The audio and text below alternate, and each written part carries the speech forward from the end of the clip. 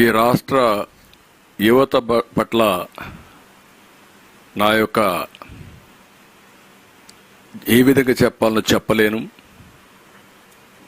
దగా చేయడం అంటామా, దుర్మార్గం చేయడం అంటామా, వాళ్ళ ఆశల్ని చంపేయడం అంటామా, లేకపోతే వాళ్ళ జీవితాలపైన వాళ్ళకి ఆశ లేకుండా చేసుకోవడం అంటామా, అలాంటి దుర్మార్గమైన కార్యక్రమం, క్షమించరాని నేరం. ఈరోజు అలాంటి దుర్మార్గుల్ని ఏం చేసినా తప్పులేదు. తెలియకుండా చేస్తే తప్పును సరిదిద్దుకోవచ్చు. డెలిబరేట్గా చేసిన క్రూర మృగాల్ని,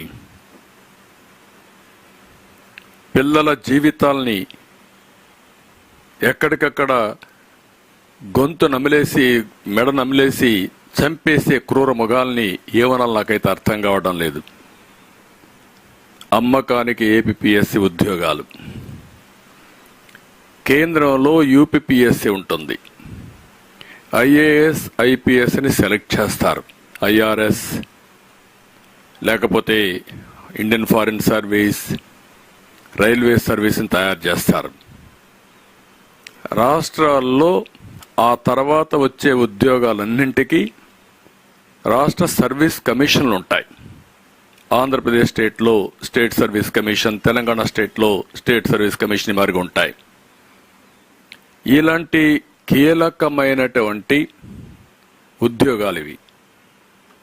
ఆల్ ఇండియా సర్వీస్ ఎంత ముఖ్యమో స్టేట్ సర్వీసెస్ కూడా అంతే ముఖ్యం. ఈ స్టేట్ సర్వీసెస్లో deputy collector, DSP, commercial taxes, అన్ని డిపార్ట్మెంట్లకు సంబంధించిన కీలకమైన పోస్టులు ఇక్కడ సెలెక్ట్ చేస్తాం. వీళ్ళందరూ నెక్స్ట్ లెవెల్లో ఆల్ ఇండియా సర్వీసెస్ కూడా ఎలిజిబుల్.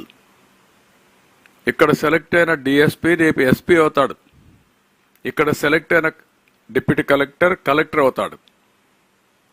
ఇలాంటి అతి కీలకమైన పోస్టుల్ని వీళ్లే రేపు కమర్షియల్ ట్యాక్స్ డిపార్ట్మెంట్లో రెవెన్యూ కలెక్షన్ చేస్తారు.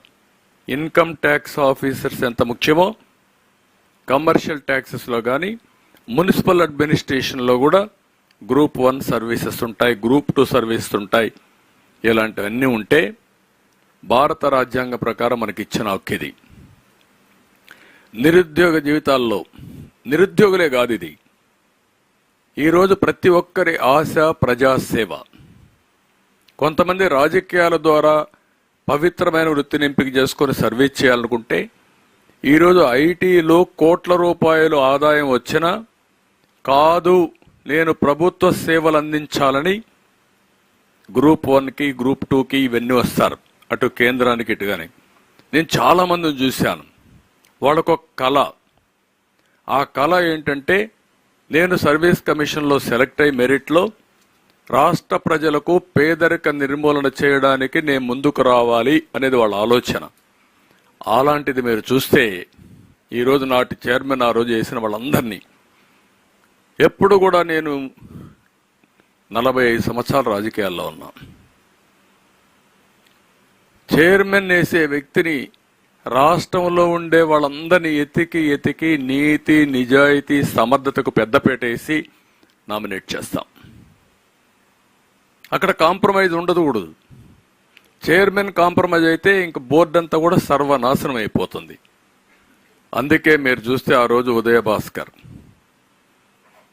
ఎవడో నాకు తెలియదు, మాకుండే ఏజెన్సీస్ ద్వారా ఇన్ఫర్మేషన్ తెప్పించాం, వడగట్టిన తర్వాత బెస్ట్ క్యాండిడేటు, క్యారెక్టర్ ఉండేవాడు, నీతి నిజాయితీ ఉందని అతన్ని పెట్టాం. మెంబర్స్ కూడా అదే మరి సెలెక్ట్ చేశాం. వీళ్ళు వేసిన మెంబర్స్ని మీరు చూస్తే నెక్స్ట్